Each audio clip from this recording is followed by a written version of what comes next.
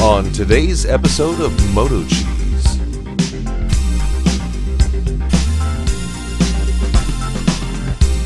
The following movie is rated I. Fiero, only from Pontiac. For those of you who've been following me, you know that I've been thinking about getting a Fiero for quite a few years. So I finally struck a deal. I found an 86 with a 4-cylinder, 5-speed, one-owner car, 37,000 supposed miles, but we'll see. How's it going? How are you? Well, here it is, boys. Do a quick walk around. Yeah, that fender's got a little crash in it. And that's got someone backed up and caught that mirror or hit it. He's got a fender in there for the left side.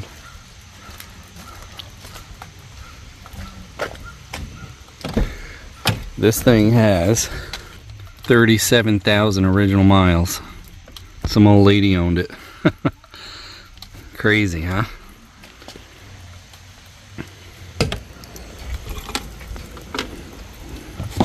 No rust at all where they normally rust.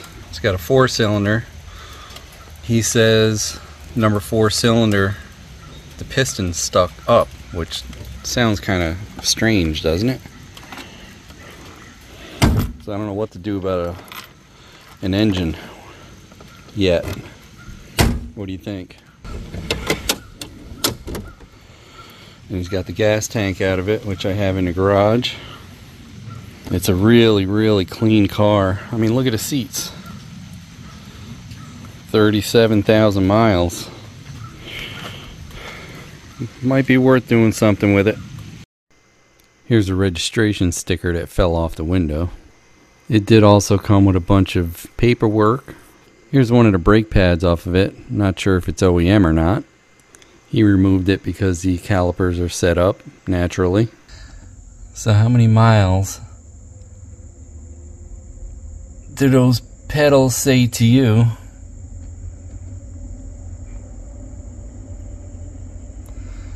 The floor mat's got a little spot there. This is OBD1. So the plug isn't under here, but it's underneath here. So, I mean, OBD2 scanner's not going to do anything. It's OBD1. And it's right there next to the lighter.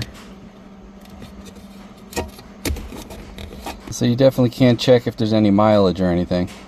I had Odie rides say that they're not lined up, so maybe someone got into that odometer. It isn't lined up very good, is it? So maybe somebody did get in the odometer.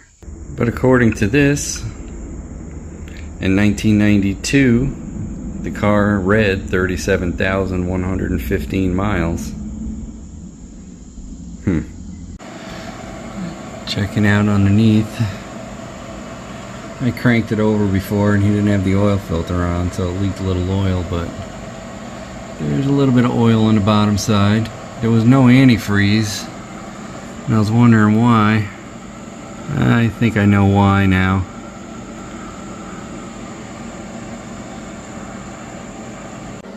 What the heck would have caused that? You think ice? I mean, they're not rotted. It's just paint and stuff, but the underside of the car looks pretty good. Tank is out. Frame, I mean, there's no rust on this car underneath. But what the heck? What would have caused that to blow out like that? You wouldn't think ice would do that. It would swell everything else up, wouldn't it? Doing a compression test.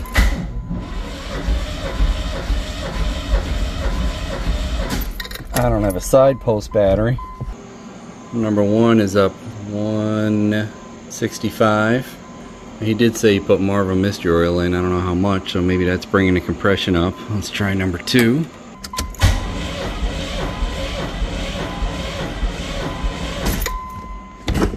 That's at about 160. Let's try the third one. I know the fourth one has nothing. Oh, that one's a little low.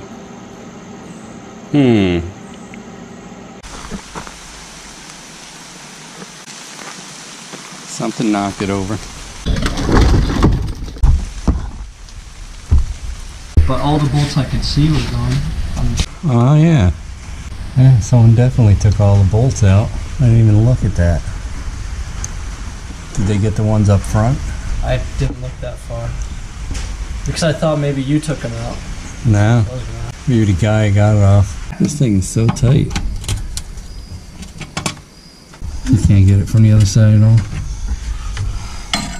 Wow.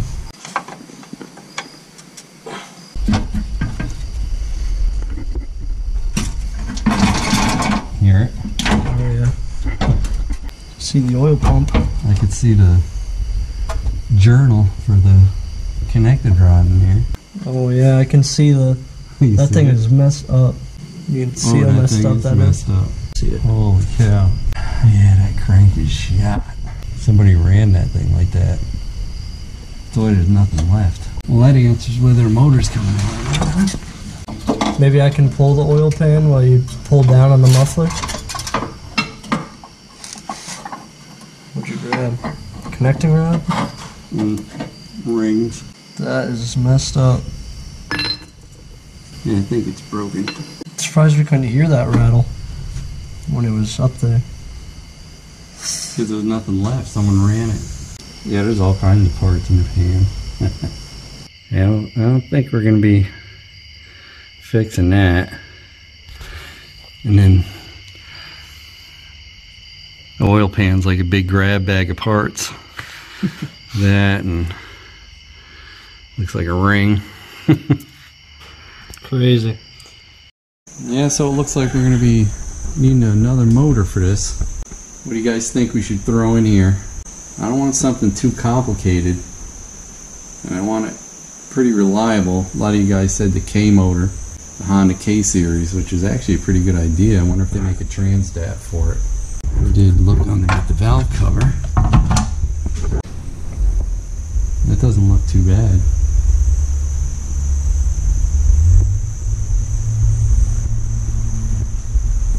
And here's the gas tank.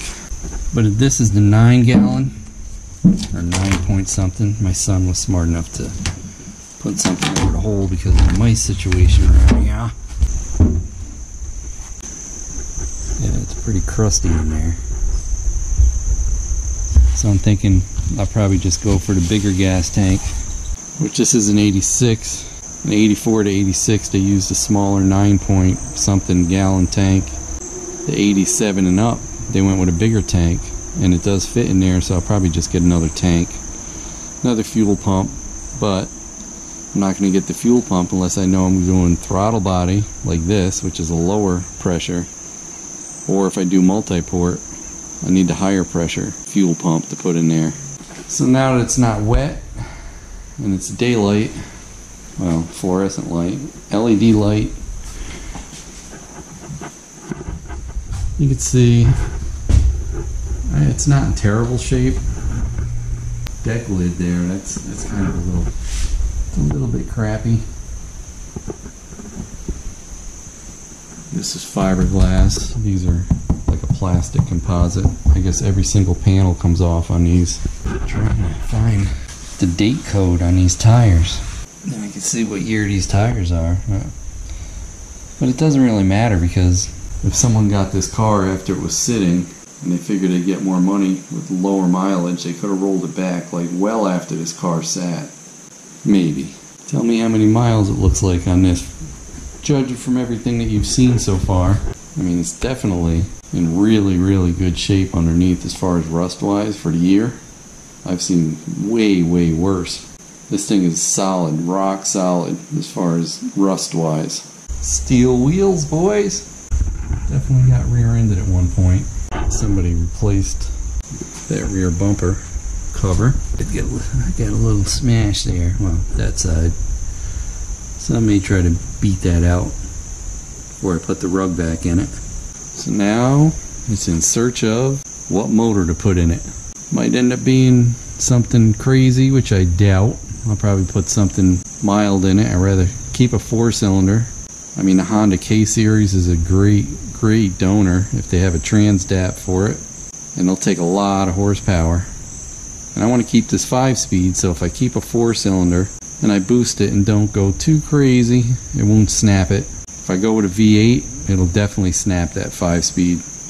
I'd have to go back down to a 4-speed, and then you still risk snapping it. So I think I'm going to keep it mild and then put boost on it. Maybe I could find an Iron Duke heavy duty, because they could take a lot of horsepower from what I've seen. So now we're going to have to drop this whole undercarriage. Everything drops out of the bottom in one shot. I guess from what I've been reading online anyway, I think there's 4 or 6 big major bolts underneath.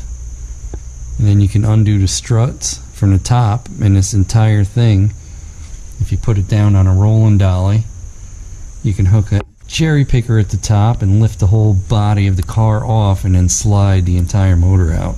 They make it sound easy.